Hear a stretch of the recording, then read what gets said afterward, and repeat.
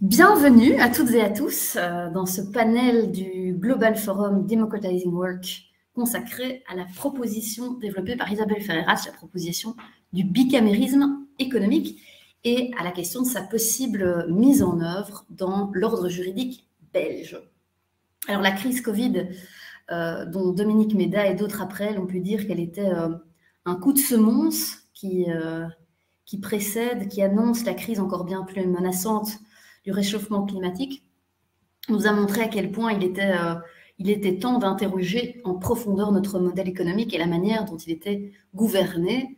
C'est en effet dans cette sphère économique, dont les contours sont parfois flous, que sont posées des décisions fondamentales concernant notre avenir commun. Et donc c'est seulement en se donnant l'occasion de transformer le gouvernement de cette sphère économique, de cette économie, que l'on pourra répondre aux défis qui se dressent devant nous. Et donc, il s'agirait d'élargir le pouvoir que les citoyens exercent aujourd'hui dans cette sphère, précisément parce que les décisions les concernent et parce qu'ils ont un savoir crucial à faire valoir. Cette démocratisation de l'entreprise, c'est elle qui est au cœur de la journée d'aujourd'hui et aussi de la proposition d'Isabelle Ferreras. Isabelle Ferreras, qui est donc sociologue et politologue, maître de recherche au FNRS, professeure à l'Université catholique de Louvain et à Harvard. Et si je ne me trompe pas, elle est parmi nous aujourd'hui. Et donc, nous nous réjouissons de pouvoir échanger avec elle dans la dernière phase de débat. Donc, dans sa thèse qui a été publiée sous le titre « Critique politique du travail », elle menait une enquête de terrain auprès de caissières de supermarchés. Et cette enquête l'a conduit à mettre en évidence le caractère profondément politique de l'expérience de travail. Alors là, c'est la juriste en droit du travail qui parle, mais les travailleurs ne sont pas seulement des co-contractants passifs qui viennent fournir une prestation comme un salaire, en particulier dans une société où les services dominent. Ces travailleurs aspirent à être traités comme des égaux en droit et à avoir un mot à dire, à influencer les choix économiques qui les concernent, en particulier les choix de l'entreprise, dont ils sont, comme Isabelle aime à le dire, des parties constituantes.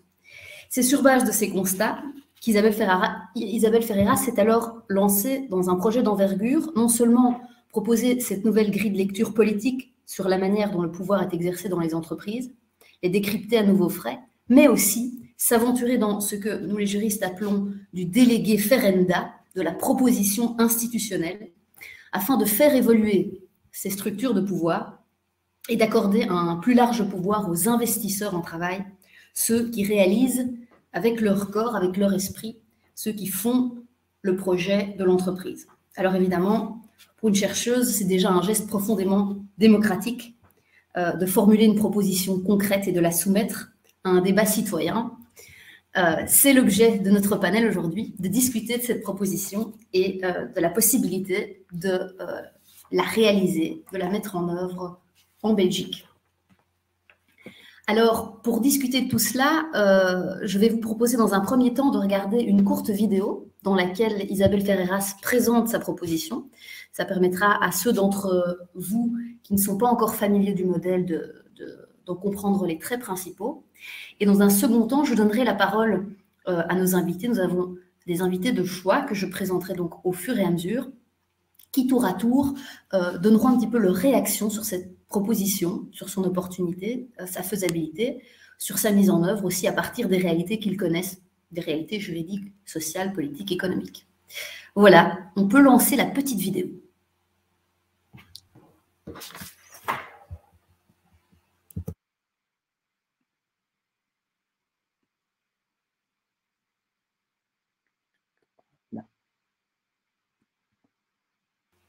On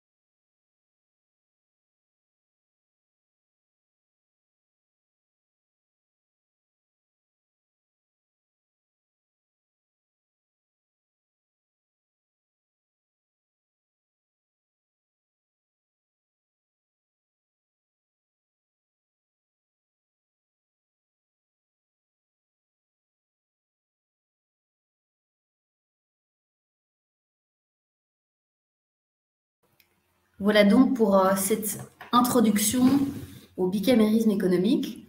Amener donc, œuvrer à l'avènement d'un moment bicaméral dans l'entreprise pour réaliser un objectif, l'objectif de contrôle ouvrier, soumettre le gouvernement de l'entreprise à une double majorité afin que donc les travailleurs puissent participer à la prise des décisions fondamentales dans l'entreprise et potentiellement donc infléchir les grandes orientations.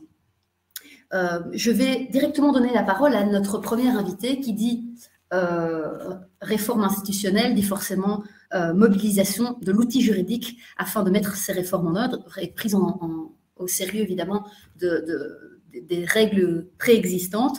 Nous avons la chance aujourd'hui d'avoir parmi nous Élise Dermine, professeure de droit du travail à l'ULB, chercheuse au Centre de droit public et social, mais aussi à Transfo, un centre interdisciplinaire de recherche sur les dynamiques du changement social qui se trouve à Charleroi. Élise, je te donne la parole pour une première intervention.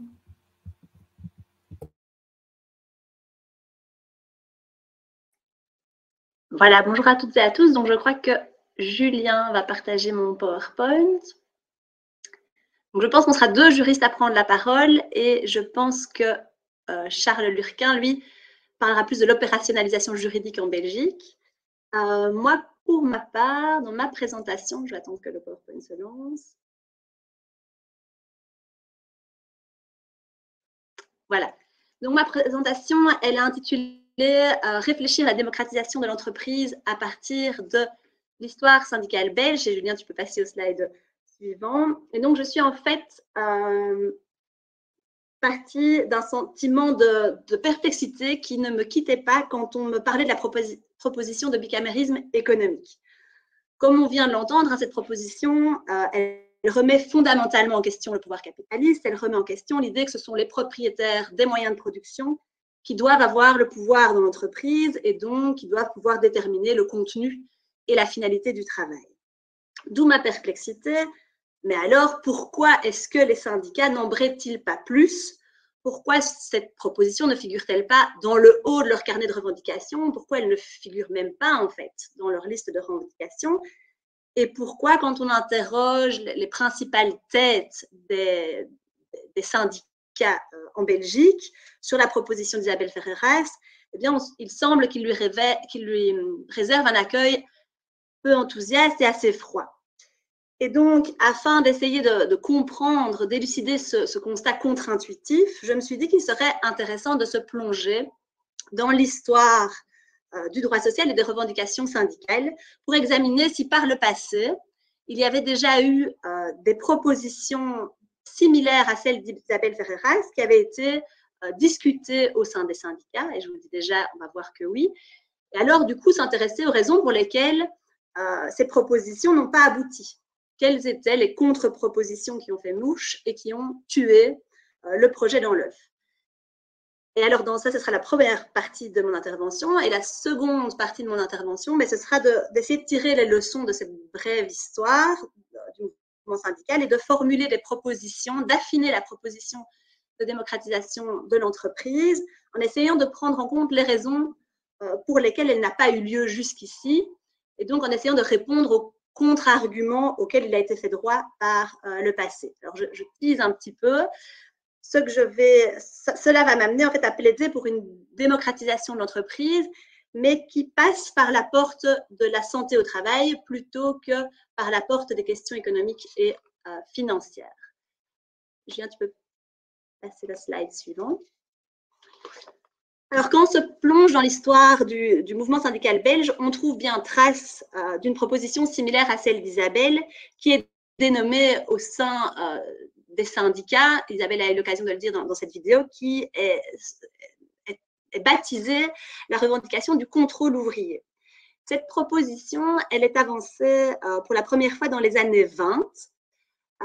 Et je voulais vous donner quelques éléments de contexte dans lesquels apparaît cette proposition. Donc, à l'époque, années 20, on n'a pas encore d'organes de concertation sociale au niveau de l'entreprise, on n'a pas encore de conseil d'entreprise, pas encore de comité pour la prévention et la protection au travail. C'est le début de l'organisation des syndicats. Donc, on sait que le droit de former des syndicats il est consacré seulement en 1921. Donc, c'est le début des syndicats. En 1921, on vient d'obtenir le suffrage universel, entre guillemets, puisqu'il ne concernait à l'époque que les hommes. Et au niveau du contexte, c'est le contexte de l'après-première guerre mondiale, la situation est critique, il faut relancer l'économie. Et donc, c'est une période aussi de remise en cause forte par les employeurs d'acquis sociaux, notamment à l'époque, alors qu'on avait la journée des 8 heures, elle était peu appliquée dans les entreprises. Et dans ce contexte va émerger la revendication du contrôle ouvrier, qui à l'époque surtout réfléchit au sein de la commission syndicale. La commission syndicale, c'est l'ancêtre de la FGTB, mais qui n'était à l'époque pas encore détachée du Parti ouvrier belge. À l'époque, quand on parle de revendication du contrôle ouvrier, c'est encore assez flou. Donc, je vous donne une définition qui est donnée à l'époque. On dit que le contrôle ouvrier doit s'exercer de manière que les travailleurs participent effectivement au fonctionnement et à la direction de l'entreprise. Il y avait à l'époque beaucoup de flou chez la plupart des auteurs et des syndicalistes avec la notion de cogestion. On ne distinguait pas encore correctement les deux notions. Et d'ailleurs, la plupart des craintes, on va le voir plus tard, qui étaient levées à l'égard du contrôle ouvrier, portaient en fait plus exactement sur la cogestion. Mais à l'époque, on a quand même une proposition plus aboutie qui émane de Louis de Broucker en 1924, qu'il a présenté notamment à la commission syndicale.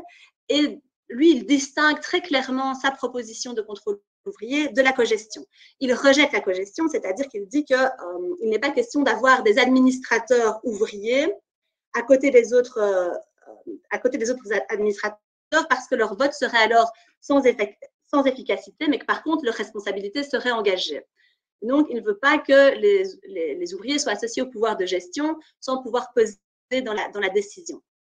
Et donc, lui, il propose un autre modèle. Sa proposition, c'est de dire on va avoir des conseils ouvriers qui, eux, vont avoir vraiment un pouvoir de décision sur certains aspects, mais qui concernent uniquement les questions sociales. Et à côté de cela, il propose qu'il y ait, à côté des commissaires qui représentent l'actionnariat, des commissaires des ouvriers qui, eux, puissent vraiment contrôler la direction. Et l'idée, c'est, comme le propose Isabelle Ferreras, qui est une idée de double majorité pour pouvoir émettre des propositions. Et donc, il y a un droit de veto collectif dans le chef des commissaires qui représentent les ouvriers, avec cette idée que les ouvriers ne doivent pas nécessairement, enfin, les commissaires ouvriers ne doivent pas nécessairement venir de l'entreprise. On peut désigner des personnes extérieures qui auraient une expertise particulière sur ces questions. Voilà donc pour la première période des années 20. À l'époque, donc on voit c'est plutôt du côté du syndicat socialiste qu'il y a des réflexions qui sont entamées. Puis on a la décennie 65-75, qui est la deuxième période où reviennent ces réflexions autour du contrôle ouvrier. Là, le contexte est différent. D'abord, on sait que finalement, ce qui a été mis en place, ce ne sont pas des organes de gestion et de direction auxquels seraient associés les travailleurs, mais des organes d'information et de consultation. On a le conseil d'entreprise et le CPPT, avec une délégation du personnel et une délégation de l'employeur. On voit que dans l'entre-deux, les syndicats, en fait, ont plutôt investi le niveau sectoriel. On est sur fond de croissance et ils ont concentrer leur action au niveau sectoriel pour obtenir des augmentations de salaire, donc sur fond de croissance, augmentation de la productivité, augmentation des salaires. Et donc, ils ont un peu renoncé à articuler des revendications au niveau de l'entreprise. Mais avec l'arrivée de mai 68, on voit mai 68, l'esprit fondeur, la volonté de participation, mai 68, mais aussi, on acquiert un certain niveau de vie, en tout cas pour une classe moyenne dans la population. Et donc, il y a de nouvelles revendications qui vont émerger, justement de participation des travailleurs partout, enfin, d'abord des citoyens, on sait, à l'université, au niveau de leur santé, mais aussi dans l'entreprise, une volonté de participation. Et on voit qu'il y a une vague de grèves dans les années 70 jusqu'à 74, des grèves spontanées qui ne sont pas soutenues par les syndicats, avec des volontés de participation plus fortes. Donc, on voit qu'il y a une tension là entre la base et l'appareil syndical qui est jugé en plan, trop mou. Et donc, on voit qu'il y a des revendications de participation qui ne sont pas soutenues par l'appareil plus institutionnalisé au niveau syndical. Et donc, dans ce contexte-là, on va voir que la question la participation des travailleurs va revenir à l'avant-plan de la scène, pas seulement syndicale, mais aussi politique, parce qu'il y a un peu une crainte aussi des employeurs. Donc, on se compris du côté des employeurs, on va avoir des propositions, des partis politiques, pour l'essentiel des propositions de cogestion, que ce soit au niveau du Parti chrétien, au niveau du Parti libéral ou des employeurs, on propose la cogestion à l'allemande. Mais au niveau de la CSC et de la MOC, là, on propose d'aller non pas vers la cogestion, mais vers le contrôle ouvrier. Et on propose vraiment une véritable réforme de la structure de l'entreprise. On a encore cette idée d'avoir un conseil de travailleurs sur les questions sociales. Et donc là, vraiment avec un pouvoir de décision sur les questions sociales, mais par contre uniquement de l'information et de la consultation sur les questions économiques et financières. Et on veut parallèlement à ça revoir les organes de l'entreprise avec d'un côté un conseil de direction et de l'autre un conseil de surveillance qui serait composé à un tiers de travailleurs, un tiers d'actionnaires et un tiers de cooptés indépendants. La MOC voudrait même que ce soit des personnes externes qui viennent représenter l'intérêt général dans l'entreprise. Et avec cette idée de droit de veto, encore une fois, donc il faut une majorité dans chacun des corps. Il n'est pas question, donc, comme dans le modèle de cogestion à l'allemande, qu'on soit dans une logique paritaire et que, en fait, les travailleurs, le tiers des travailleurs puissent se voir imposer une décision. Ils ont un droit de veto dans cet organe. Voilà, alors on peut passer au slide suivant.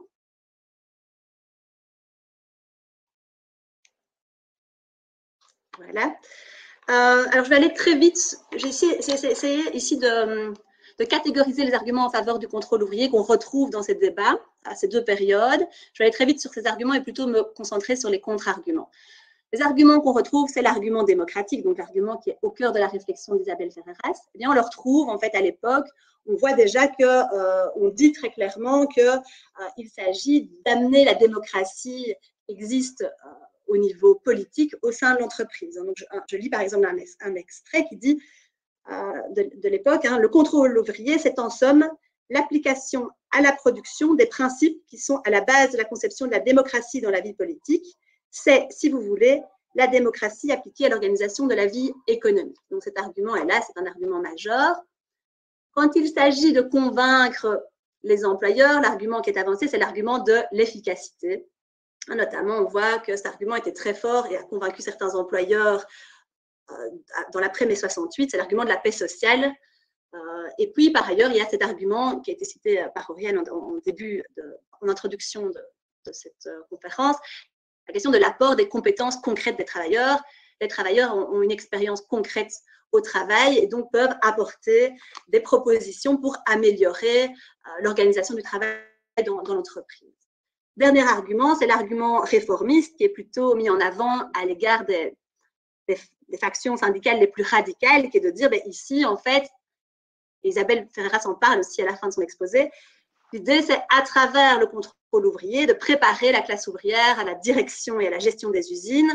On va les former aux responsabilités, aux techniques de direction, et puis pourra advenir la véritable entreprise démocratique via l'autogestion et les coopératives. Alors, on va maintenant aborder dans le slide suivant les contre-arguments au contrôle ouvrier.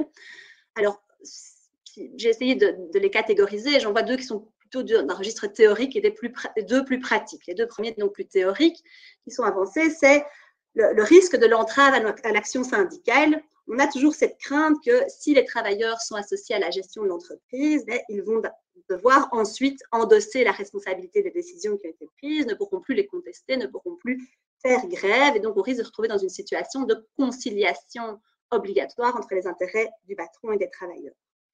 Alors, on l'a vu, c'est un risque qui, Isabelle Ferreras le met très bien en avant dans ses travaux, qui semble pouvoir être évité si les travailleurs ont un pouvoir de contrôle, de surveillance plutôt qu'un pouvoir de gestion, et par ailleurs, si on leur octroie un droit de veto collectif, c'est-à-dire s'ils peuvent s'assurer que leur vote sera efficace et qu'ils ne peuvent pas se retrouver coincés si on a un avis contraire dans les autres, parmi les administrateurs.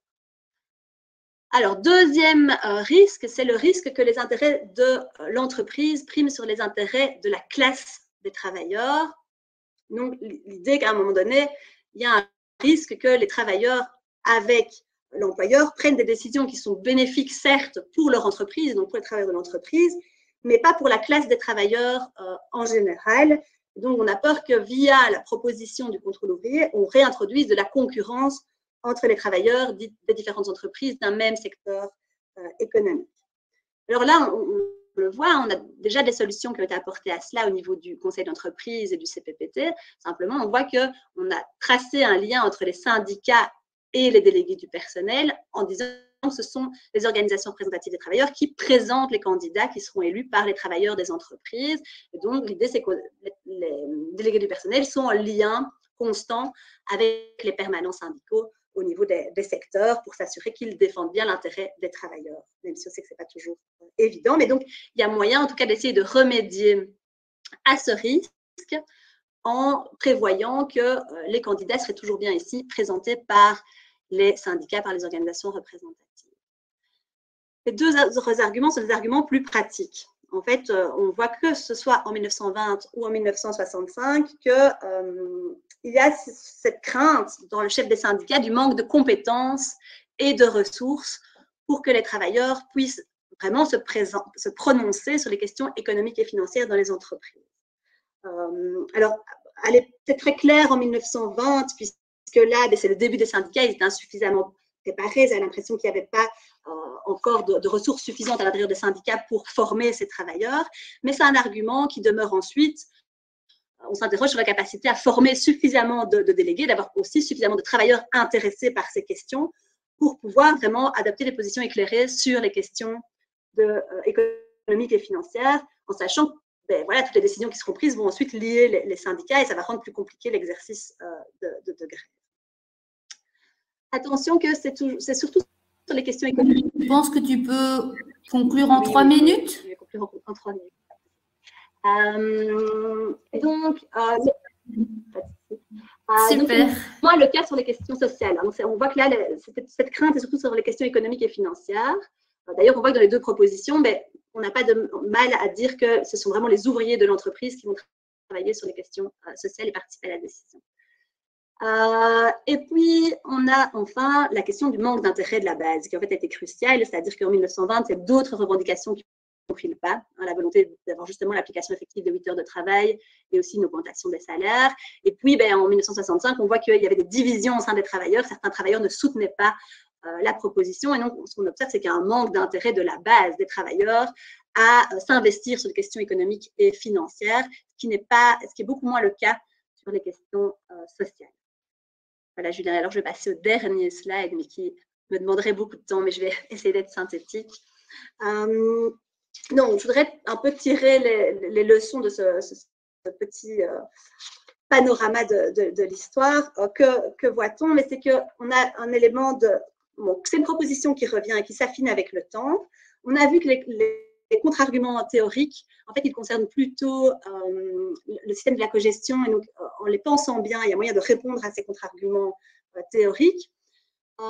Mais donc, on a plus de soucis au niveau des arguments pratiques, du manque de ressources et du manque d'intérêt en fait, des travailleurs pour cette question. Alors, on a des éléments de contexte qui ont changé entre-temps. Aujourd'hui, on sait que la croissance est en berne.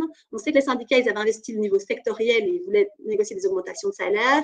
On voit qu'ici, c'est moins évident. On sait aussi qu'on commence à remettre en question cette question de toujours vouloir rechercher la croissance, etc. Donc, on peut se demander si au niveau stratégique, il ne serait pas bien que les syndicats réinvestissent l'échelon de l'entreprise et redéfinissent de nouvelles revendications au niveau des entreprises. On a un autre événement qui est arrivé dernièrement, c'est la crise de la Covid-19, et on a vu qu'au niveau des travailleurs, on a vu émerger toute une série de nouvelles revendications en termes de santé au travail, et ce, à l'échelon de l'entreprise.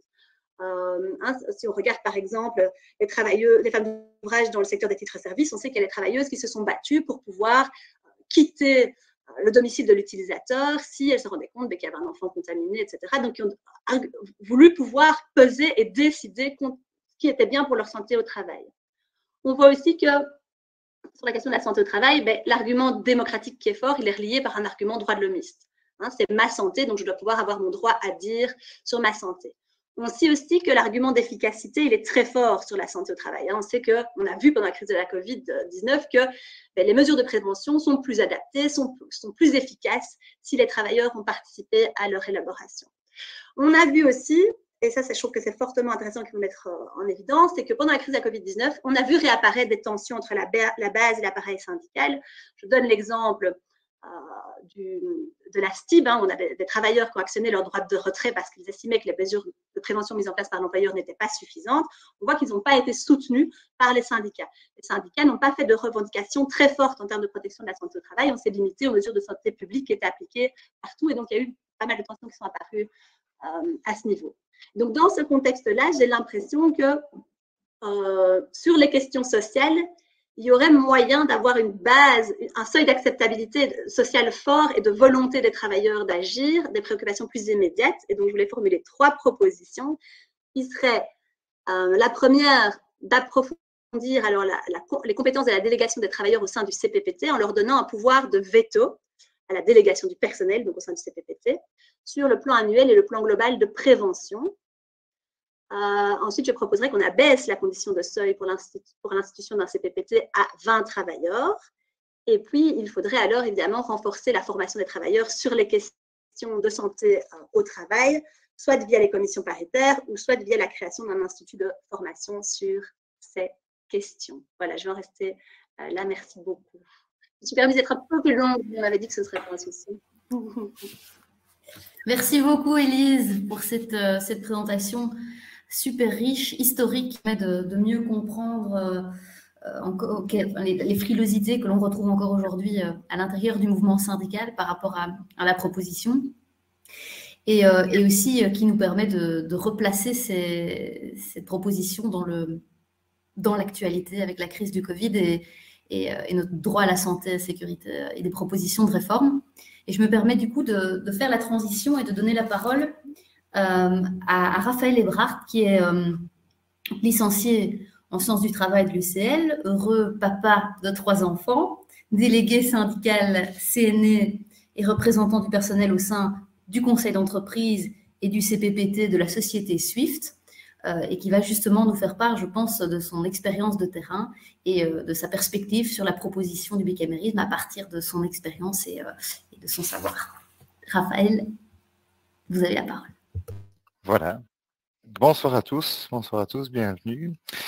Et donc voilà, moi je vais me permettre de partager un petit peu une série de réflexions en fait, qui ont été initiées par Isabelle. Il y a déjà beaucoup de choses qui ont été discutées. Je pense qu'au sein de l'audience, il y a sans doute un certain connu, un certain vécu. Mais j'aimerais simplement déjà repartir sur un élément de base, à savoir que la représentation syndicale aujourd'hui, c'est quoi? C'est déjà quelque part l'expression de la démocratie, puisque on sait que les représentants sont élus par les travailleurs. Mais il reste néanmoins qu'en entreprise, on constate toujours une limitation à cette action syndicale parce que, malgré la légitimité des organes, le CE, le CPPT et la délégation syndicale, cette négociation, ce travail, il est souvent biaisé parce que, en définitive, la décision ultime, elle revient à la direction. Et donc, on reste quelque part dans un rapport de force, dans le rapport entre les travailleurs et les directions. Et évidemment, le bicamérisme ici me semble intéressant dans le sens que on pourrait éventuellement changer ce rapport de force qui est de nouveau un rapport parfois un peu violent, parfois un petit peu secouant, vers quelque chose qui soit plus structuré et donc quelque chose de plus équitable et d'équilibré. Bon, je vais partir simplement de quelques exemples un petit peu concrets. Iketnunk, aujourd'hui, ici et maintenant, une des problématiques qui se posent en entreprise, c'est le retour au travail, le retour sur le lieu de travail. Et c'est une difficulté, donc pour des raisons évidentes, des raisons sanitaires, mais aussi des raisons organisationnelles, suite à ce long confinement.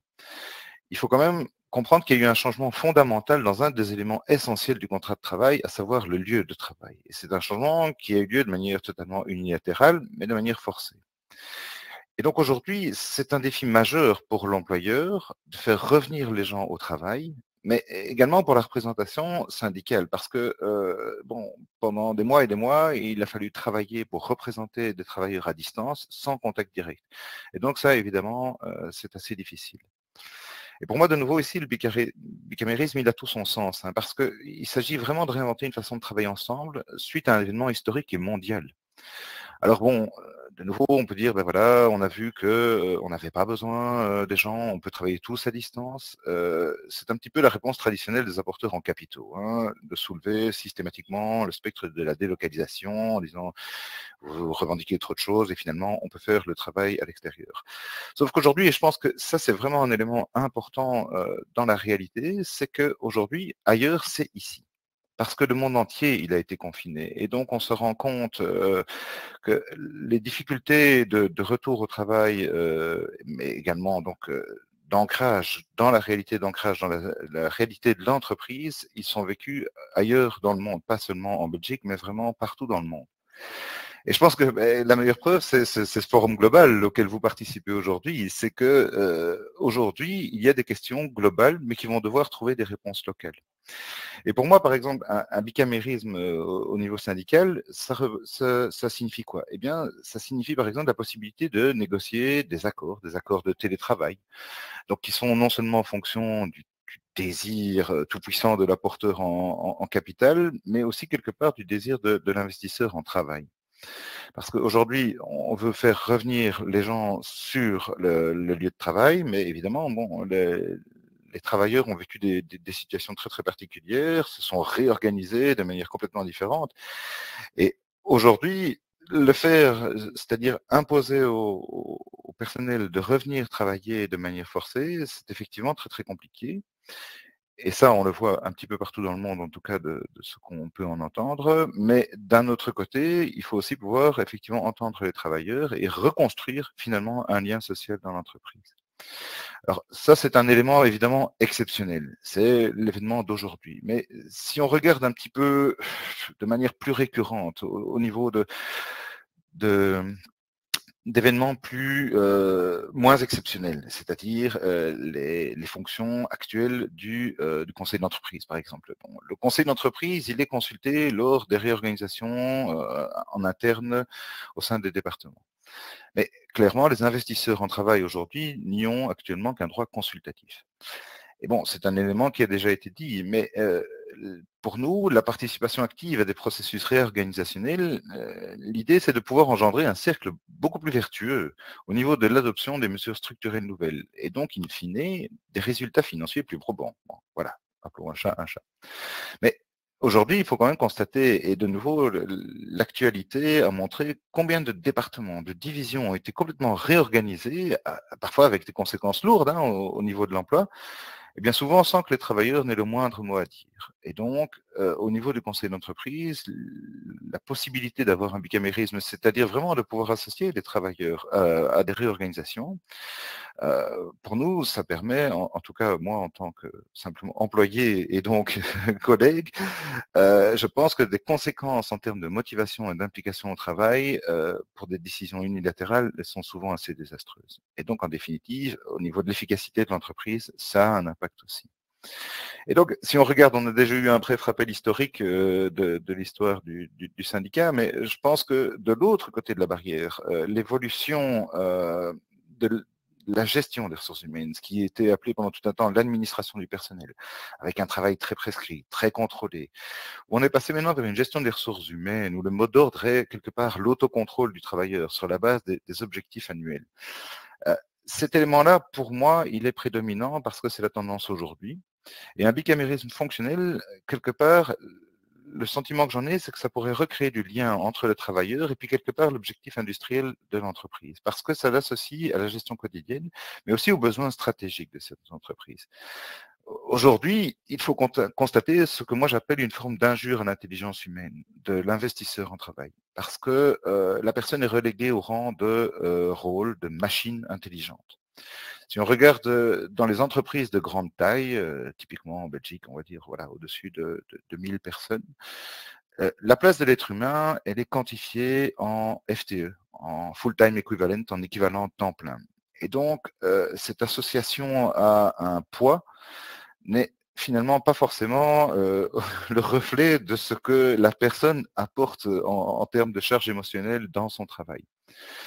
Et donc, de nouveau, de l'autre côté de la barrière, du côté des ressources humaines, il y a peut-être un travail à faire pour rencontrer véritablement le travailleur dans l'entreprise et permettre ensemble de nouveau, avec un conseil d'entreprise qui serait de manière, avec des pouvoirs plus élargis, de pouvoir refléter l'ensemble de la personne humaine plutôt que d'être simplement qualifié en FTE. Alors, un autre petit exemple, de nouveau de manière structurelle, c'est la politique salariale. Bon, on en a parlé. Aujourd'hui, on va dire que le contrat social ou la paix sociale, c'est assurer le paiement d'un salaire en échange de la mise à disposition d'une force de travail. De nouveau, cet équivalent temps plein. Mais bon, tout ceci, c'est à la discrétion exclusive de l'apporteur en capital, du CEO, du directeur. Et donc avec des disproportions qui sont auto-justifiées par l'apporteur en capital. Mais le problème, évidemment, c'est que au jour d'aujourd'hui, dans ce processus de détermination des salaires, le conseil d'entreprise dans les entreprises privées n'a véritablement aucun pouvoir effectif. Hormis quelque part celui de discuter à la marge. C'est-à-dire quoi? Les augmentations spécifiques pour des éléments très particuliers, comme les heures supplémentaires, le travail de nuit et des choses comme ça. Et donc le corollaire de cette situation, c'est que les augmentations de salaire, elles sont bien souvent négociées par les investisseurs en travail, les travailleurs, bon, au cas par cas, en fonction du bon vouloir de l'apporteur en capital, et donc on retombe quelque part dans le fait du prince. Et ceci entraîne des dérives, de l'injustice, quelque part aussi des accumulations de capital. Et donc là aussi, je pense qu'il y a un intérêt quelque part pour un bicamérisme effectif, parce que cela pourrait amener à la création d'une véritable politique salariale, et donc quelque part prenant plus de justice et d'équité, sans pour autant forcément tomber dans un modèle communiste extrême, mais de nouveau, il y a une porte ouverte, il y a un intérêt. Et enfin, bon, le dernier point que je voulais soulever aujourd'hui, c'est qu'on est quand même face aujourd'hui à un défi climatique qui s'impose à nous, et pour lequel, finalement, les organes syndicaux de l'entreprise sont relativement dépourvus de possibilités d'action concrète. Alors, bien sûr, il y a le CPPT qui est là pour protéger les travailleurs de manière physique, mais au-delà de ça, dans les choix stratégiques de l'entreprise, finalement, on est relativement dépourvu.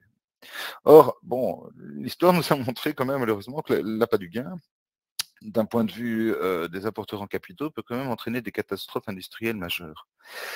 Et donc, l'intérêt, en tout cas l'écoute que j'en ai de cette proposition, c'est quelque part, il est un peu temps pour les investisseurs en travail aussi de devenir des acteurs équitables dans la construction d'un monde, simplement d'un monde vivable pour tous. Ça ne veut pas dire une utopie, mais quelque part, comme le disait Isabelle, l'enjeu est trop important pour être laissé dans les mains des apporteurs de capitaux. Et donc, on parlait simplement pour maintenant embrayer un petit peu sur le discours d'Élise. Je pense qu'effectivement, la proposition, il est important de pouvoir la pondérer, de réfléchir comment on peut la mettre en place dans l'entreprise, parce que, à nouveau, il y a des questions de formation, sans doute, de background, de reconnaissance du travail des organes par la base syndicale, évidemment. Mais tous ces éléments-là, je pense qu'au jour d'aujourd'hui, il y a des questions fondamentales qui se posent parce que, de nouveau, la situation est inédite et par rapport à des crises financières comme la crise financière de 2008, au jour d'aujourd'hui, on est quand même dans une situation bien particulière parce que la situation est mondiale et parce qu'elle n'est pas terminée. Et donc, on doit continuer à ouvrir la voie vers des possibilités d'une autre forme de cogestion, simplement pour pouvoir adresser les questions aujourd'hui. Si vous forcez de nouveau, si je reviens sur mon exemple du début, si vous essayez de forcer des travailleurs à revenir au travail d'une manière unilatérale, c'est beaucoup moins productif que si quelque part on peut se mettre tous autour de la table et réfléchir. Par exemple, à des conventions collectives sur le temps de travail, le télétravail et ce genre de choses. Voilà, c'était un petit peu mes propositions ou mes apports pour aujourd'hui. Merci beaucoup, Raphaël, pour cette présentation. C'est intéressant de voir que tant Élise que toi, vous allez chercher vraiment dans l'existant des pistes pour développer le modèle. Alors, je trouve que la proposition d'Élise de partir du droit de la santé et la sécurité, du système dynamique de gestion des risques et de travailler sur le CPPT est particulièrement intéressante, ne fût-ce qu'en raison de la philosophie sous-jacente au droit de la santé et sécurité, qui est quand même particulière. Et là, je trouve que tu identifies aussi des points tout à fait intéressants, des champs matériels dans lesquels le pouvoir pourrait être renforcé. Tu cites le télétravail, mais aussi, et là évidemment la question est brûlante, des enjeux de réorganisation des structures de l'entreprise, de politique salariale, et puis de climat. Et puis tu fais ce constat, je trouve, tout à fait parlant pour tous ceux qui ont vécu le télétravail en crise de Covid, de cette autonomisation de la gestion de soi-même dans les ressources humaines, qui, contrairement à ce que son nom laisse entendre, ne participe pas à la reconquête d'un pouvoir politique qui est forcément collectif, mais plutôt souvent la déconstruction des collectifs. Je vous propose de repasser une perspective plus juridique avec donc notre deuxième juriste ce soir. Donc j'ai le plaisir de vous présenter Charles, récemment diplômé d'un master en droit à l'UC Louvain, qui a également étudié la science politique et l'éthique, et qui poursuit aujourd'hui ses études avec une maîtrise en sciences politiques à l'Université de Montréal. Dans le cadre de son mémoire que j'ai eu la grande chance de superviser, Charles a eu l'occasion de réfléchir justement à l'opérationnalisation du modèle, et je pense qu'il va partager avec nous certains des enseignements de ce travail de recherche. Charles, tu as la parole.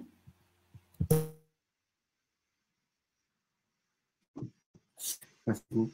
Donc oui, effectivement, dans le cadre de mon mémoire, j'ai travaillé sur un panel d'enjeux juridiques mis en œuvre du bicamérisme économique en Belgique, en droit belge.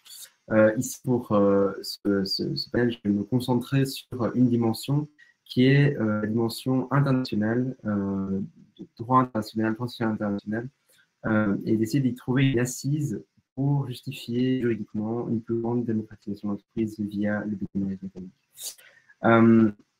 Pour rentrer dans le sujet, il est intéressant de voir que de manière générale, en tout cas tel que le droit social international s'est fondé, s'est développé, il a permis de développer normativement la démocratie dans l'entreprise. Il existe déjà plusieurs supports juridiques dont on a déjà parlé pas mal aujourd'hui, à savoir évidemment la liberté syndicale, la négociation collective, le droit de grève, etc. Ce sont des instruments, des supports juridiques qui ont été consacrés dans des instruments internationaux qui permettent d'une façon ou d'une autre d'accroître la démocratisation de l'entreprise, mais je vais y revenir. Seulement maintenant ici, vu qu'il est question d'aller entre guillemets plus loin, en octroyant davantage de droits que la négociation collective, en véritablement mettant en œuvre une forme de codécision, pour le dire clairement, dans l'entreprise, ça entraîne une série d'enjeux qui est parfois un peu en biais vis-à-vis du cadre international actuel. Je vais me concentrer principalement sur les conventions de l'OIT, de l'Organisation internationale du travail, et des conventions générales de l'ONU. Charles, pour commencer avec l'OIT, qui est je me permets de t'interrompre parce que avant que tu ne parles, on voyait encore ton image, et depuis que tu parles, on voit plus ton image. Donc il y a peut-être un problème de bande passante, mais si c'est toi qui as cliqué sur quelque chose, peut-être déconnecter et reconnecter la vidéo, ce serait super, c'est un peu plus agréable. Si tu la reconnectes maintenant. Ah non, toujours pas. Tant pis. Ok. Je dans mon silence. Ah, c'est bon, là, voilà. Il est de nouveau visible. Ouais. Ok, trop bien. Bon, désolé pour ça. Donc, je disais, l'OIT en particulier a probablement le plus de choses à dire en matière de démocratisation de l'entreprise. Dès le début, l'OIT a consacré des droits dont je viens de parler, tels que la liberté syndicale, la collective, droit des grèves, etc. Ces droits qui donnent en fait une forme de pouvoir de négociation, une forme de légitimation juridique d'un rapport de force aux travailleurs et aux syndicats dans les relations de travail, mais sans réellement garantir un pouvoir décisionnel. Donc ils octroient en réalité des prérogatives instrumentales, mais cantonnées largement aux problèmes qui touchent stricto sensu les travailleurs. Pour reprendre justement la question de la liberté syndicale, elle a été consacrée très tôt dans le préambule de l'OIT, mais aussi dans une convention très importante qui est la convention numéro 87 de l'OIT, qui permet d'adhérer ou de créer des organisations pour les travailleurs ou les employeurs de leur choix et qui octroie une certaine autonomie syndicale. Elle garantit aussi le droit de grève par logique associative et qui est une des conventions fondamentales de l'OIT. Droit de grève, justement, qui, et ça fait le lien peut-être aussi avec les présentations précédentes, c'est un moyen de promouvoir et de défendre évidemment des intérêts sociaux et économiques des travailleurs, mais pas uniquement, puisque, comme on le sait, le droit de grève peut aussi s'exercer pour des dimensions plus sociétale et pas uniquement sur ce qui touche directement à la relation de travail au sein de l'entreprise. Donc, ça fait partie aussi, de manière plus générale, de la liberté d'expression du travailleur dans son rôle de travailleur en tant qu'individu, en tant que citoyen dans l'entreprise, mais aussi dans la société. Donc, la question de la négociation collective, par contre, elle aussi a été évidemment largement consacrée au niveau de l'OIT et porte principalement aujourd'hui sur des questions donc reliées au travail. Donc, savoir par exemple les salaires, les conditions de travail, les mesures de santé et de sécurité, on en a parlé, etc. C'est consacré notamment dans une convention, dans la convention numéro 98 de l'OIT, qui est à la fois, encore une fois, une convention extrêmement importante, et qui, pour paraphraser Blackett et Shepard, sont des droits d'inspiration démocratique et égalitarienne visant l'émancipation des travailleurs. Donc, on se retrouve cette logique de démocratie plus large dans l'entreprise. Et qui est extrêmement important, qui est tellement important qu'il est d'ailleurs obligatoire, que c'est un droit il est obligatoire d'observer en étant simplement membre de l'OIT, donc même si on n'a pas ratifié la Convention 28. C'est une convention qui, par ailleurs, a été considérée par le Comité sur les libertés syndicales comme étant un des fondements de la démocratie dans nos sociétés. Donc, la négociation syndicale participe, la négociation collective participe à la participation démocratique des travailleurs dans la société. Il y a par contre un problème qui se pose directement avec la question de négociation collective si on veut s'en servir comme base pour justifier une démocratisation plus avancée de l'entreprise via le mécanisme économique, c'est la question du champ de négociation de ce droit.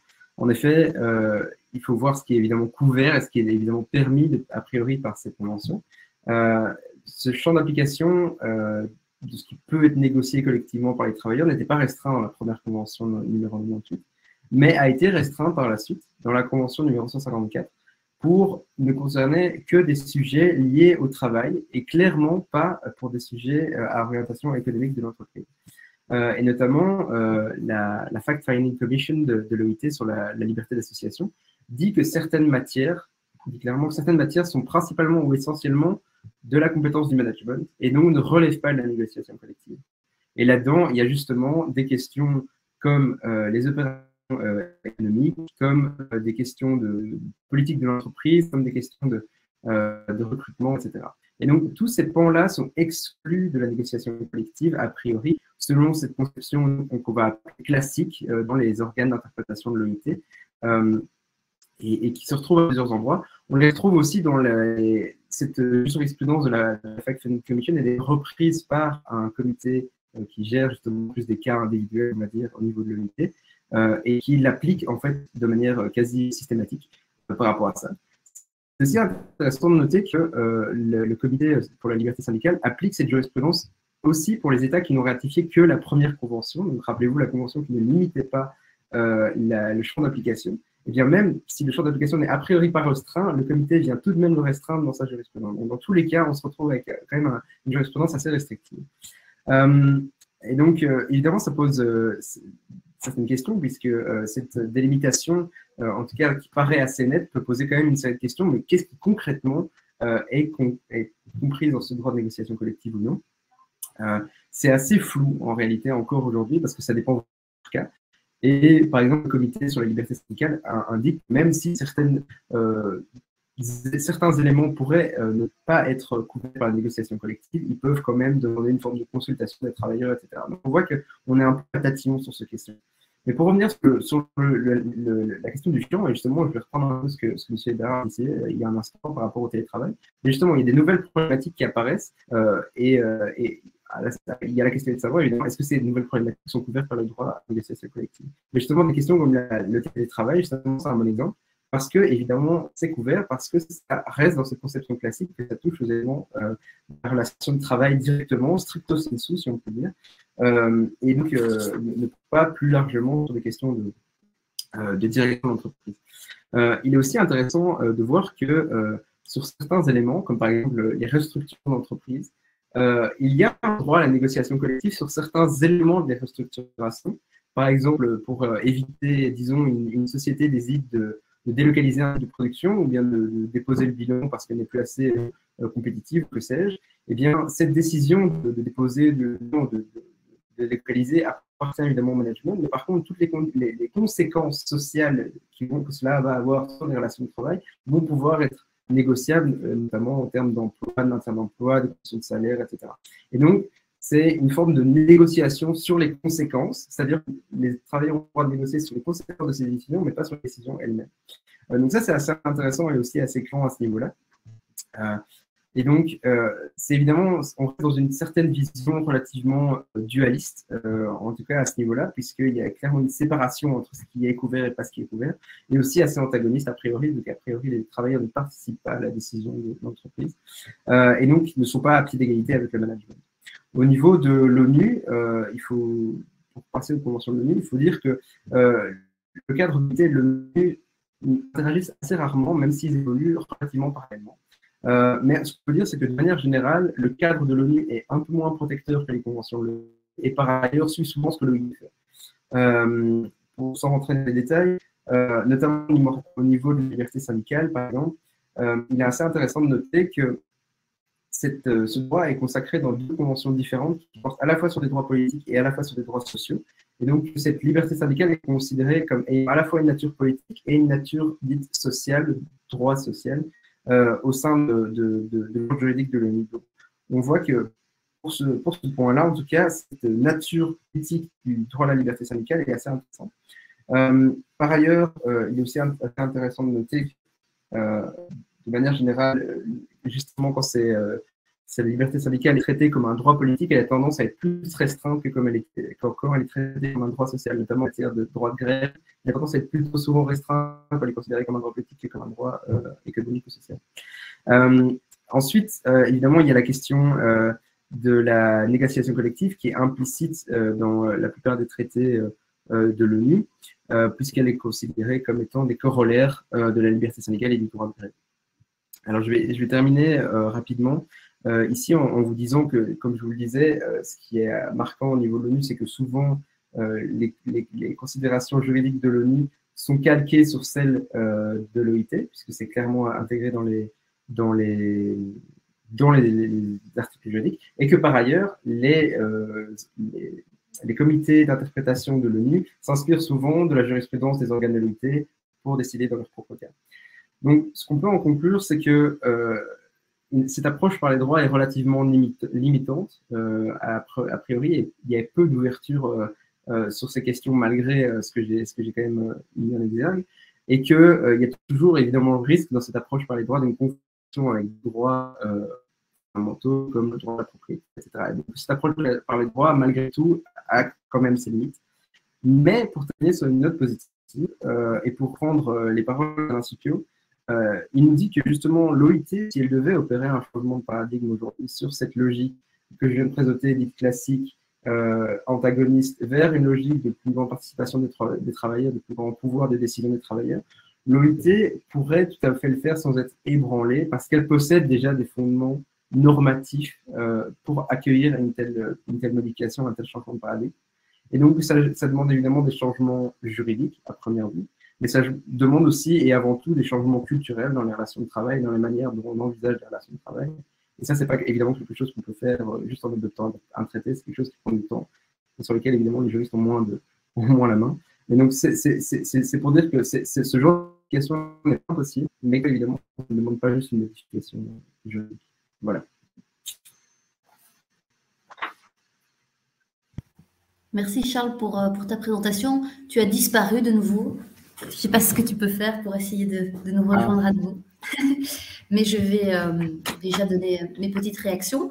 Je pense que cet aperçu des droits sociaux fondamentaux est tout à fait intéressant. Il vient compléter la présentation d'Élise à certains égards, qui est probablement que l'état des droits sociaux internationaux reflètent aussi les positions syndicales au moment de l'adoption de ces conventions.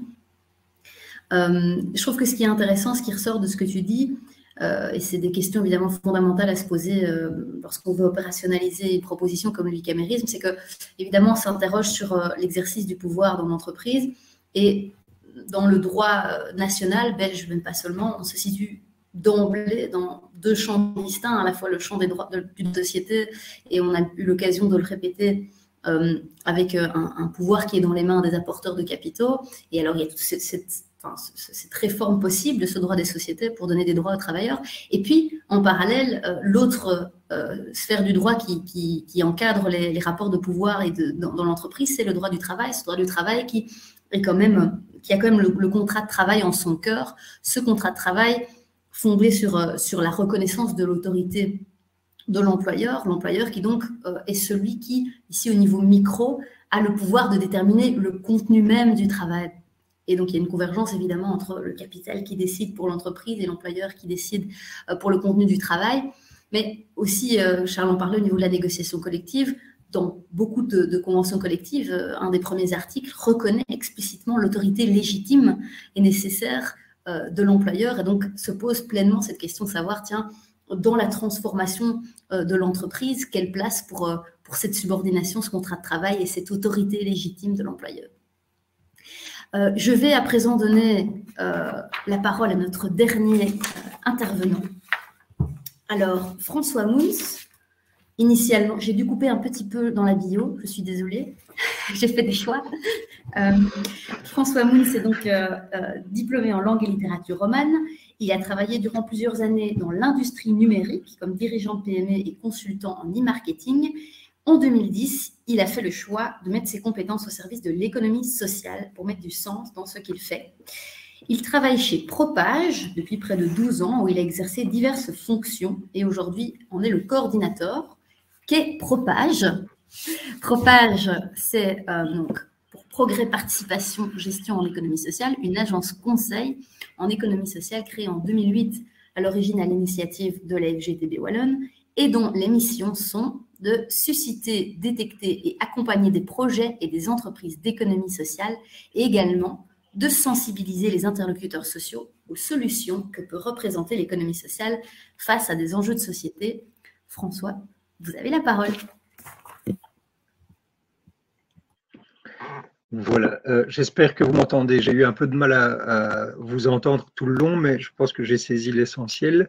Je vais essayer dans mon intervention de faire le lien avec beaucoup de choses qui ont déjà été dites, mais d'atterrir sur du très concret et du retour d'expérience. Donc en fait, il faut savoir que depuis quelques années maintenant, nous animons un projet qui s'appelle CCT9.be, dont l'objectif est en fait de former des délégués syndicaux et des permanents syndicaux, mais donc essentiellement des délégués qui ont des mandats au conseil d'entreprise. Alors, je vais vous faire un rapide historique du projet parce que je pense qu'il est éclairant par rapport au débat qu'on a aujourd'hui et qu'on va avoir. L'historique du projet, c'est qu'en fait, via le Fonds social européen, depuis des années et des années, l'Europe intervient dans le financement de ce qu'on appelle en Belgique les cellules de reconversion. Donc, les cellules de reconversion, ce sont les cellules qui sont mises en place pour accompagner les travailleurs qui sont victimes de licenciements collectifs pour les aider à retrouver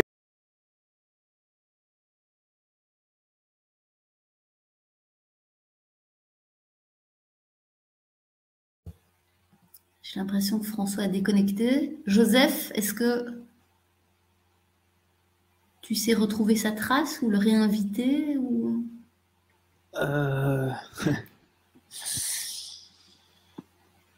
Je lui envoie un petit message via le chat, via un message privé. Il avait l'air d'avoir des problèmes de connexion.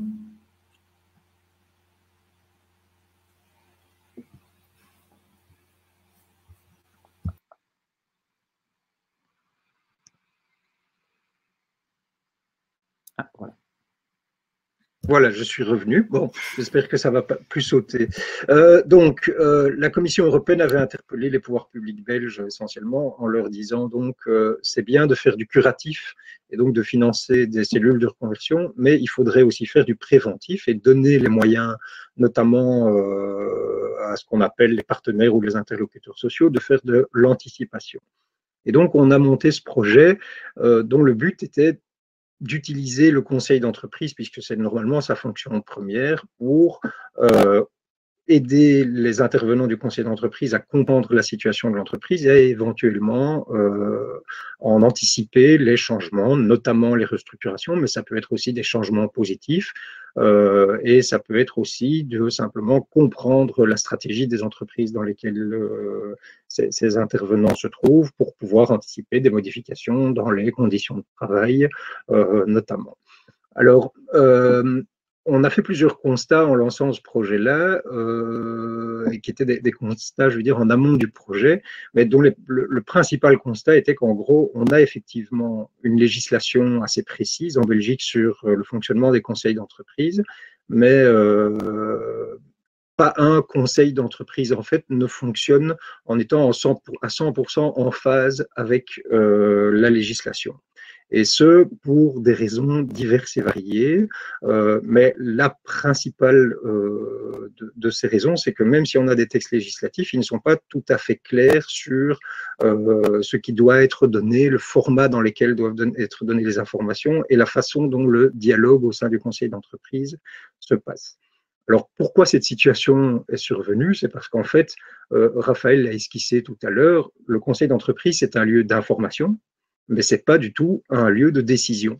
Et donc, en fait, on est arrivé à une situation à la longue en Belgique où les conseils d'entreprise sont des lieux, et je reprends là les mots de délégués syndicaux qu'on avait interviewés à la base du projet, sont des lieux où beaucoup d'intervenants font ce qu'ils appellent une fausse prestation. C'est-à-dire qu'ils y vont, ils reçoivent une information, ils font oui, ils posent parfois l'une ou l'autre question, et puis à la sortie, cette information n'est pas ou peu traitée.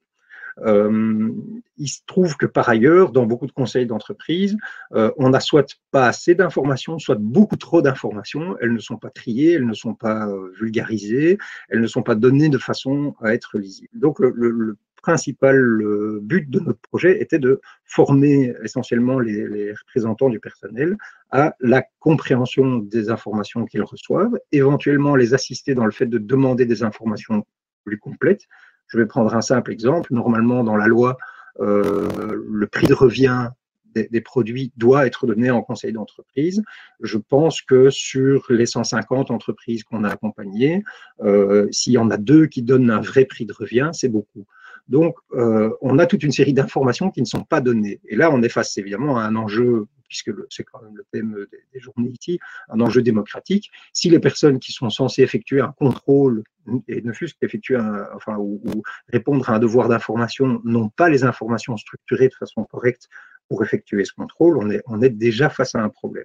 Le deuxième problème, c'était un problème de formation, c'est-à-dire qu'on est face à des publics dans des entreprises qui ont des degrés de formation très divers et où il y a un jeu parfois de la direction de donner des informations très rapides, très complexes, parfois très concaténées ou alors parfois très explosées, mais donc qui rendent ces informations assez peu lisibles. Et donc, le but de ce projet depuis plusieurs années, c'est de former au long cours les personnes qui ont un mandat en conseil d'entreprise pour qu'elles puissent peu à peu architecturer les informations et que ça leur donne un pouvoir d'anticipation et donc aussi un pouvoir de questionnement sur les informations qui leur sont données.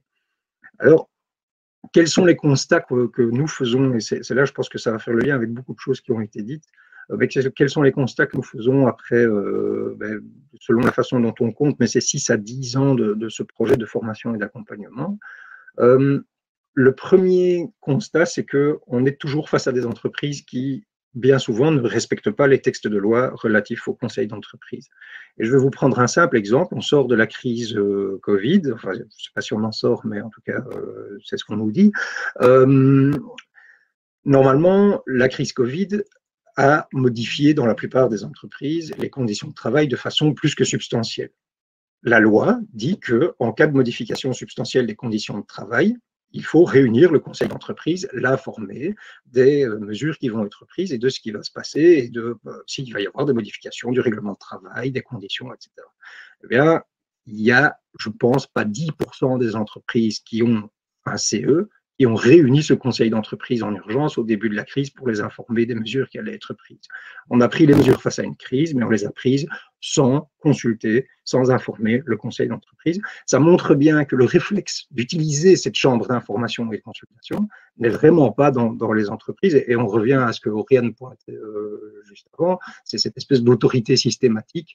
L'entreprise a l'autorité pour prendre les décisions et en fait, c'est à son bon vouloir d'en informer ou pas les autres parties prenantes de l'entreprise. C'est un très bon exemple qui montre que dans bien des cas, le conseil d'entreprise n'est même pas réellement informé, il est mis devant le fait accompli. C'est une première chose. Le deuxième gros constat que nous faisons, c'est qu'en fait, la parole économique, je ne sais pas si on peut dire qu'elle a été confisquée aux représentants des travailleurs et travailleuses, mais en tout cas, ils ne se sentent pas légitimes pour porter une parole économique dans bien des entreprises. Et donc, ils ont énormément de mal à passer le cap de poser une question qui concerne l'économie, qui concerne la stratégie, qui concerne une anticipation, etc. Et on se retrouve dans des cas, on l'a tous vécu, je pense, et on l'a tous entendu, en tout cas dans beaucoup de restructurations qui ont défrayé la chronique ces dernières années, c'est qu'on annonce une restructuration et c'est à la fois un choc, comme si c'était inattendu, et puis quand vous écoutez la suite de l'interview, souvent des représentants du personnel, ils disent « mais c'était attendu ». Donc c'est à la fois un choc, mais on savait que quelque chose n'allait pas. Et donc on est toujours face à ce paradoxe de « on savait qu'il y avait des problèmes, on ne savait pas très bien comment les questionner, mais les problèmes arrivent, et donc on est à la fois surpris et pas surpris ». Et donc, pour nous, c'est vraiment ce qu'on appelle la parole économique. Je pense qu'il faut la redonner à la fois aux représentants du personnel et sans doute à toutes les parties prenantes de l'entreprise pour pouvoir la questionner sur sa stratégie.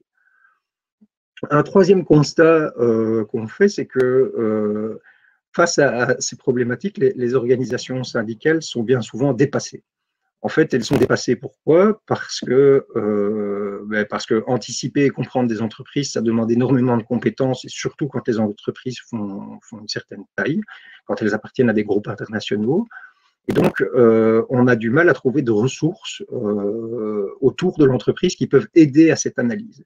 Et bien souvent, les permanents syndicaux, les secrétaires sont dépassés, et le réflexe face à ce fait d'être dépassé, c'est de se concentrer sur la question des conditions de travail pures et simples, et bien souvent sur la question sociale, le niveau de l'emploi, etc. Mais tout ce qui va être stratégique, tout ce qui va être plus macroéconomique va être soit abandonné, soit mis de côté, jusqu'au moment où c'est un vrai problème, mais à ce moment-là, bien souvent, il est trop tard.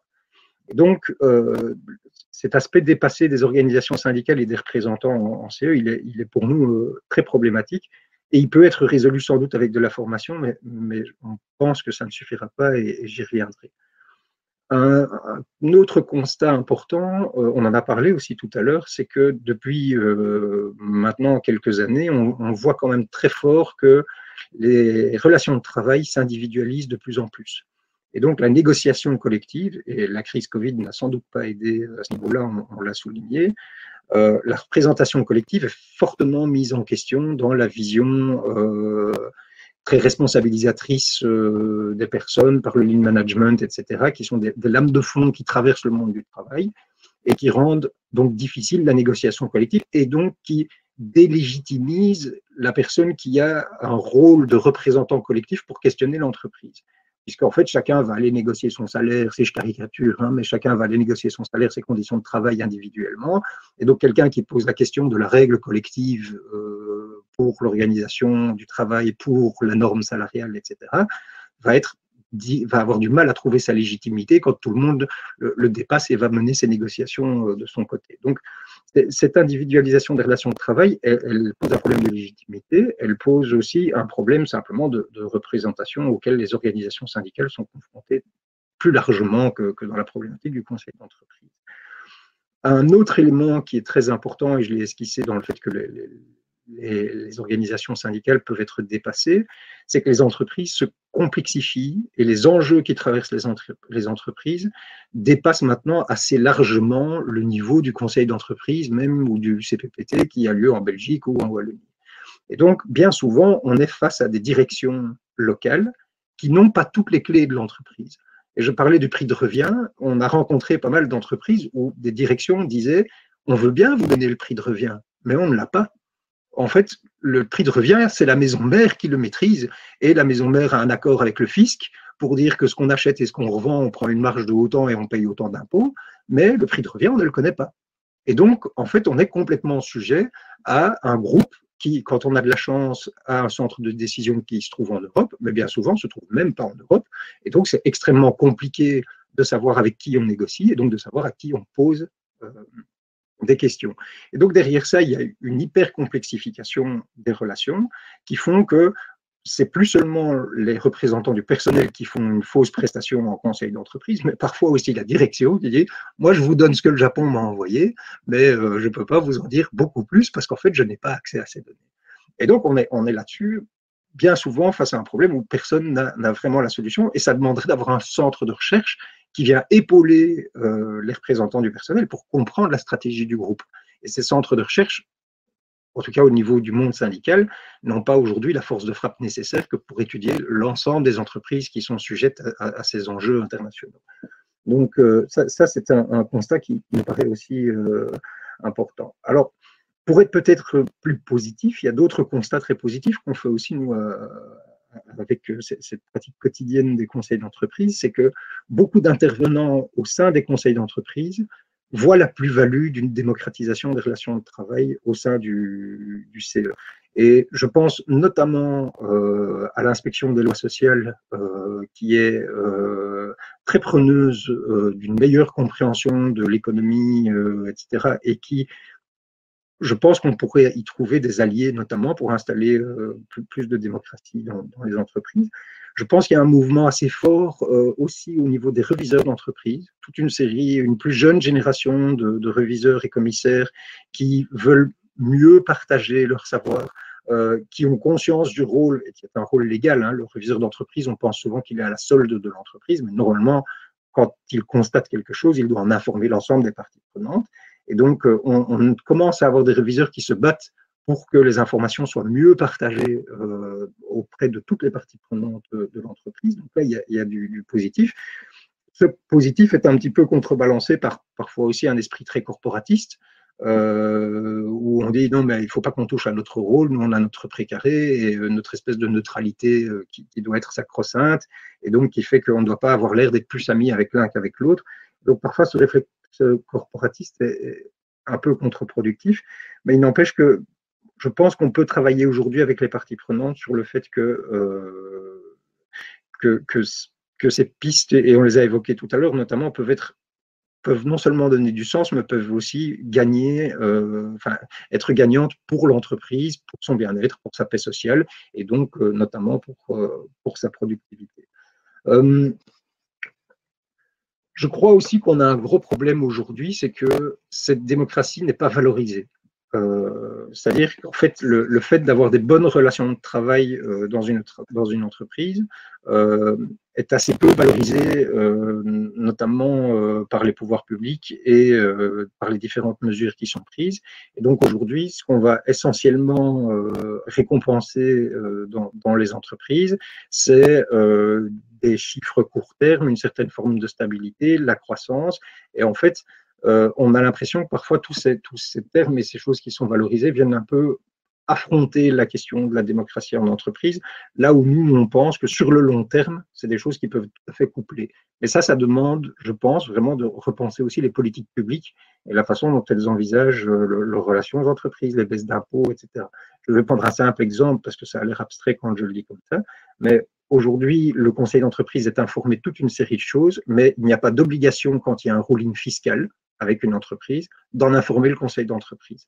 Et donc, en fait, ça veut dire qu'un des aspects centraux, parfois, de ce qui va décider une entreprise à faire certains investissements ou non, va complètement échapper aux organes de contrôle qui sont mis en place. Et donc, ça, c'est des choses où les pouvoirs publics doivent vraiment, je pense, aussi, de leur côté, agir pour une meilleure information. Alors, pour finir, je voudrais peut-être… François, vous pourriez conclure en 2 minutes? Ah, parfait. C'est ce que je vais faire, j'y allais. En fait, première chose, premier élément de conclusion, je crois que le conseil d'entreprise, comme je l'ai dit, c'est un lieu de consultation et pas un lieu de décision. Et donc, si on parle de démocratie en entreprise, il va falloir se poser la question de l'endroit où s'exerce cette démocratie et ce véritable contrôle. Alors, est-ce que contrôle veut dire cogestion? On pourrait en parler longuement, mais où s'effectue le contrôle? Aujourd'hui, le contrôle, il se fait essentiellement par le rapport de force. C'est-à-dire, on reçoit une information, cette information, on la digère, on est d'accord ou on n'est pas d'accord. Si on n'est pas d'accord, les actions sont mises en place sous forme de rapport de force, dont le plus connu et le plus visible, c'est la grève ou la grève du zèle ou ce genre de choses. Donc, mais je ne pense pas que ce soit le bon lieu pour avoir une relation démocratique, et donc il faut dessiner ou redessiner les lieux où on peut avoir ce dialogue démocratique. Une piste que moi je voudrais donner, parce qu'elle existe dans certains pays et qui répondrait à beaucoup d'enjeux dont j'ai parlé, c'est la possibilité d'instituer des chambres du travail. Ce que j'entends par chambre du travail, ce seraient des lieux d'expertise qui peuvent venir en soutien aux parties prenantes de l'entreprise pour produire des analyses, pour produire aussi un accompagnement juridique. Vous avez le droit ou vous n'avez pas le droit de demander ça, etc. Parce qu'aujourd'hui, c'est un boulot sur lequel les organisations syndicales sont dépassées. Je l'ai dit parfois aussi les directions. Et donc, avoir un endroit où on se questionne sur la relation de travail et où il y a une expertise qui est thésaurisée et aussi une expertise sectorielle, une expertise internationale, c'est-à-dire pouvoir interpeller les conseils d'entreprise européens, etc. Je pense que ça serait un aspect vraiment important. Et dernier élément sur lequel je conclurai, c'est que je pense aussi qu'on doit, et là c'est un gros boulot des pouvoirs publics et du monde du travail, parce que ce n'est pas les entreprises qui le feront seules, c'est de repenser les entreprises comme étant des acteurs qui ont un poids social et un poids environnemental. Face aux enjeux d'aujourd'hui, on ne peut pas, je pense, les laisser uniquement dire vous agissez sur le domaine économique et donc sur le domaine économique, vous avez l'autorité. L'histoire nous montre qu'elles ont aussi un poids social et environnemental et donc là-dessus, il faut les responsabiliser, les accompagner et ça, c'est une pression qui devrait être une pression démocratique, c'est-à-dire de vous et moi et de l'ensemble des travailleurs qui devront leur faire accepter et notamment avec les pouvoirs publics et donc le législateur. Merci beaucoup François pour cette intervention aussi extrêmement foisonnante et riche. J'en retiens quelques points. L'importance de l'information, des droits à l'information comme composante d'un projet de démocratisation et une revalorisation nécessaire de ces droits à l'information qui puisse être habilitant dans l'action politique des travailleurs. C'est ton point sur la parole économique que je trouve tout à fait interpellant et qui pour moi dépasse largement les travailleurs et la sphère de l'entreprise. Je pense que c'est un problème qui traverse toute notre société, que Alain Suppieu a d'ailleurs bien décrit dans Homo Juridicus. Et alors cette question aussi de l'internationalisation et des difficultés que ça crée, puisque ça chamboule encore un peu plus les rapports de force et de pouvoir dans les grandes entreprises. Et c'est vrai qu'au niveau du droit du travail, en matière de réorganisation, par exemple, c'est toujours l'entreprise nationale qui a les obligations d'information. Si la prise de décision est ailleurs, il n'y a plus beaucoup de pouvoir. Alors, je me tourne peut-être vers le chat pour voir s'il y a des questions posées par nos participants. Est-ce que Joseph, Julien, vous avez repéré des questions? Donc, j'invite, il nous reste 7 minutes, c'est pas grand-chose, mais ça nous permet peut-être de poser l'une ou l'autre question à nos intervenants. Est-ce que parmi les utilisateurs, certains souhaitent prendre la parole ou poser des questions via le chat? Ça n'a pas l'air, hein? Je n'ai pas de réaction par écrit. Joseph, rien non plus au niveau de la veille technique? Non. Ok, super. Mais alors, je vais peut-être me tourner vers les intervenants. Peut-être qu'eux ont des questions les uns pour les autres.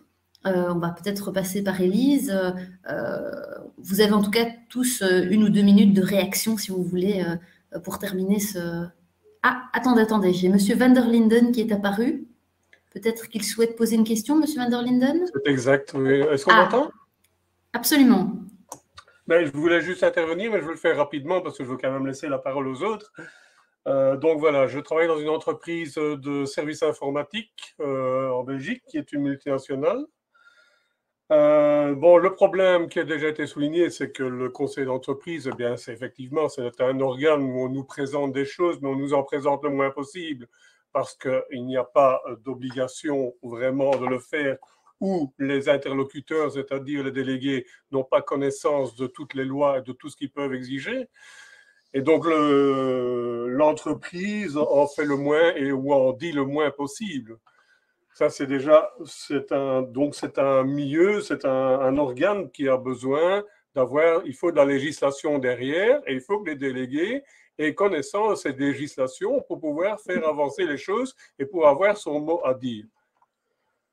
La problématique supplémentaire, c'est quand on est dans une, comme ça a été très bien dit par M. Moons, quand on est dans une multinationale, eh bien, les personnes qu'on a devant soi, ce sont des gens, ce ne sont pas des décideurs, ce sont des pantins qui ont reçu des instructions qui viennent de la maison mère et qui, à la limite, diront qu'ils vont simplement faire suivre nos doléances ou ce à quoi les améliorations que l'on demande.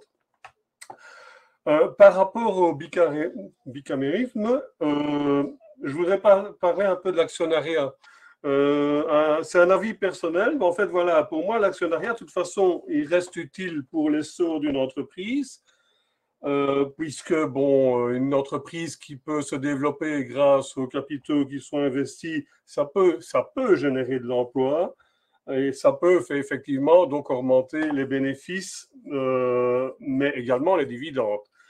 Et donc, sur base de ça, si j'aurais une proposition qui pourrait être mise en parallèle au bicamérisme, c'est d'imaginer, par exemple, un système de salaire fixe, aussi bien pour l'actionnariat que pour les travailleurs, qui pourrait être complété par un salaire variable pour les deux parties, mais de manière à pouvoir aussi avoir une mainmise, une plus grande participation sur l'essor de l'entreprise. Je voudrais rajouter un petit mot. Monsieur Van der Linden, on va peut-être s'arrêter là parce que le temps passe. Et donc là, vous demandez peut-être une réaction aux intervenants par rapport à cette proposition que vous venez de formuler. C'était ça votre souhait? Éventuellement, oui. Très bien, mais donc je vais me tourner alors vers les différents participants. Alors, vous pouvez réagir ou pas, hein, mais est-ce que c'est une proposition qui vous inspire? Peut-être Monsieur Ebrard, qui est dans une entreprise. Oui, bonsoir. Et bonsoir Freddy, que je connais bien. Donc voilà, salut. Évidemment, bon, je ne voudrais pas réagir tout de suite sur la proposition. D'une manière plus générale, je pense qu'il ne faut pas sauter peut-être tout de suite sur la technique, ou en tout cas, quelle est la meilleure réponse technique à essayer d'avancer vers effectivement plus d'informations ou en tout cas plus de maîtrise. L'ensemble des intervenants, en tout cas ce soir, m'a semblé particulièrement riche parce que d'un côté, on avait toute une partie, je veux dire, peut-être un peu plus théorique de la part des universitaires, mais un travail tout à fait intéressant de la part de M. Moons, qui effectivement, ou en tout cas, je dois dire que je trouve écho à pas mal d'éléments problématiques que je rencontre aussi au sein de l'entreprise. Et donc, voilà, la question des salaires, évidemment, c'est une question qui est au cœur même du débat. On peut partir vers un salaire fixe, vers un salaire variable. Mais je pense que ça, ce sont déjà des techniques, ou en tout cas des éléments qui sont un petit peu plus loin. La première chose, effectivement, c'est de savoir d'abord, OK, mais de quoi parle-t-on et quels sont les moyens qu'on peut allouer pour payer les gens, et pour cela, il faut savoir effectivement de combien on dispose. Alors, le conseil d'entreprise, on a la possibilité de demander des informations, mais effectivement, elles sont bien souvent concaténées, elles sont complexes à comprendre. Et donc, même au-delà de la formation des personnes, il y a vraiment un travail à faire au niveau de la pugnacité et de l'importance de redemander les informations d'une manière compréhensible. Mais ça n'est pas évident parce qu'effectivement, ça nécessite quelque part de la formation à la base pour essayer de comprendre effectivement de quoi on parle. Et puis ensuite, ça nécessite du temps. Et le temps, malheureusement, il court souvent contre les acteurs sociaux parce que, voilà, je dirais en tout cas si je parle de ma propre expérience, le travail de délégué syndical, c'est souvent un travail de marathonien. C'est-à-dire qu'on va reposer les questions et encore reposer les questions jusqu'à parfois peut-être avoir des réponses. Mais au jour d'aujourd'hui, et de nouveau, c'est simplement pour retomber sur l'actualité, il y a des questions qui sont brûlantes parce que le monde a changé. Et les travailleurs, en tout cas, sont demandeurs. On remarque quand même un nombre important d'affiliations dans les entreprises syndicales, un réveil, en tout cas, de la part de la base. De terminer votre réponse parce que... Et voilà. Je m'en tiendrai là. Merci beaucoup pour cette réponse. Je me tourne vers l'assistance technique pour savoir si tout se ferme automatiquement à 21h ou est-ce que si les participants sont motivés, on peut rester 5 minutes pour prendre 1 ou 2 questions supplémentaires. Ça ne se coupe pas automatiquement. C'est ça, voilà. Ok, ben alors ceux qui doivent... Pardon, Élise. J'ai juste vu apparaître à un moment donné Madame Laforêt. Et donc, juste pour envoyer le message à vous, intervenants, si vous devez vous en aller, bien sûr, merci encore d'avoir participé à ce débat et à bientôt. Et sinon, si vous pouvez rester, c'est super. J'ai une première question avant peut-être de ressolliciter Madame Laforêt que j'avais vu apparaître dans le chat. C'est une question que j'avais aussi. Est-ce qu'on trouve en Belgique des embryons d'expérience semblables à celles du bécamérisme dans le secteur non marchand ou dans l'enseignement? C'est vrai qu'on peut s'interroger, certains secteurs, en raison des rapports de force et de leur structure particulière, se prêtent peut-être bien à des formes d'expérimentation. Le droit des sociétés le permettrait en tout cas. Alors là, je ne sais pas, peut-être Monsieur Moons, si vous avez des choses à nous dire.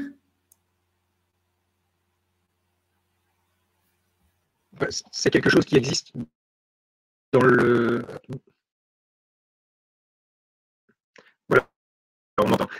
C'est quelque chose qui existe dans certaines coopératives, parce que c'est quand les coopératives ont une participation des salariés, et même dans certaines qui n'ont pas de participation des salariés, mais qui ont décidé de les faire monter notamment au conseil d'administration, au bureau, dans des organes de gestion, c'est des choses qui sont expérimentées. On a aussi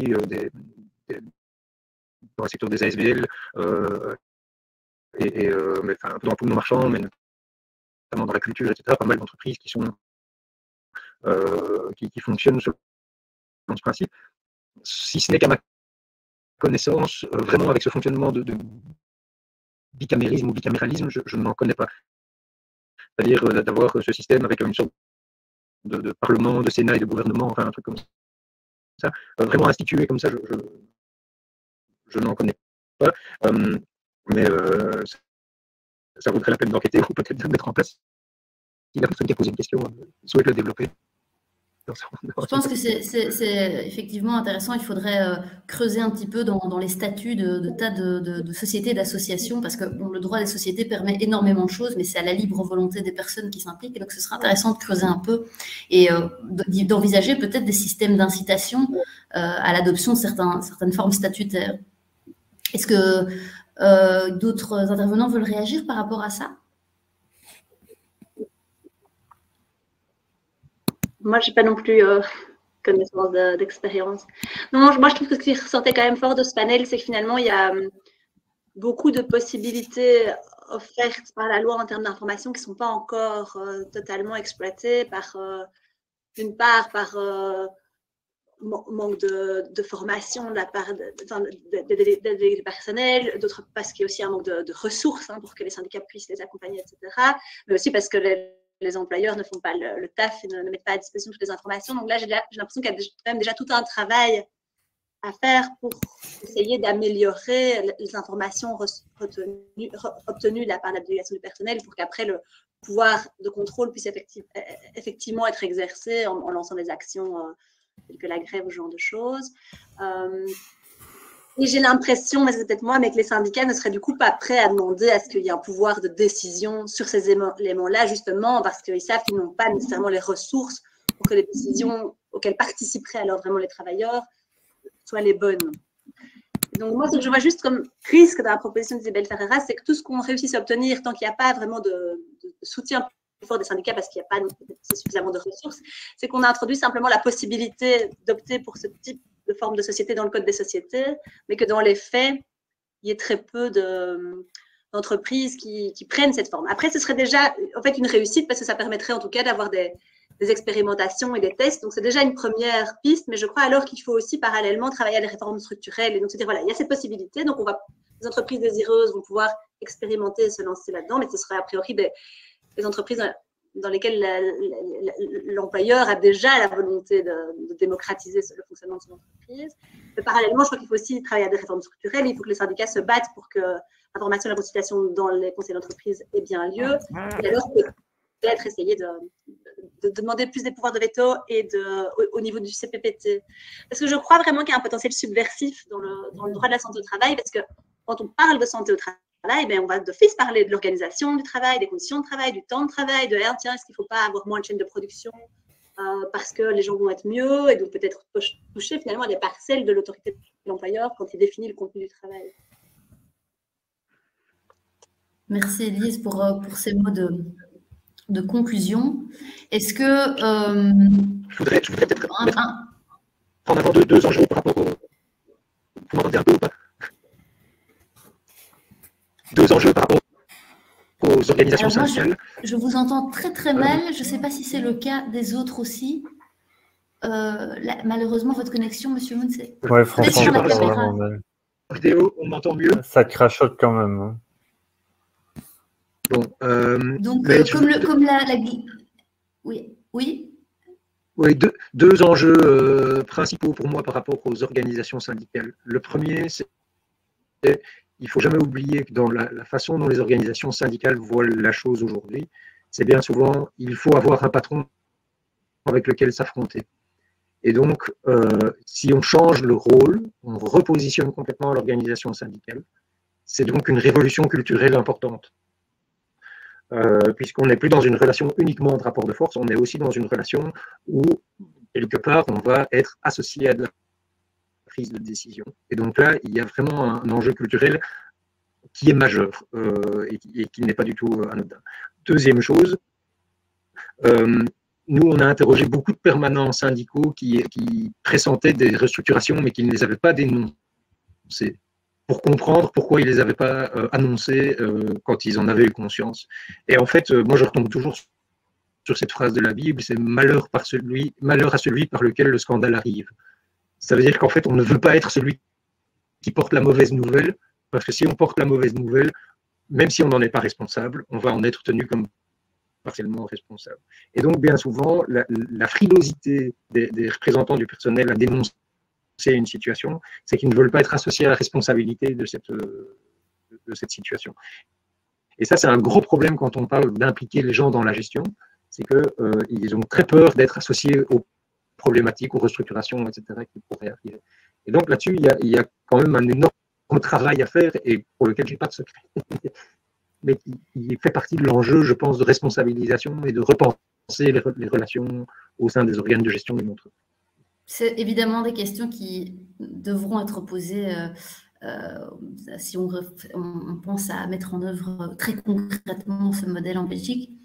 Je propose de nous arrêter là parce qu'il est déjà 21h08 et qu'il y a encore plein de possibilités de forums et de panels auxquels vous pouvez assister. Je vous invite d'ailleurs, je pense qu'il y a un panel avec Paul Magnette à cet instant même que vous pouvez rejoindre. Je tenais à vous remercier, les participants, d'être restés jusqu'au bout et aux intervenants pour leur contribution très riche. C'était vraiment passionnant. J'espère qu'on pourra continuer ce débat en vrai, qui sait, autour d'une table sous peu en Belgique. Voilà, je vous souhaite à tous une excellente soirée ou peut-être matinée. Je vois que chez Charles, il fait clair. Au revoir, à bientôt.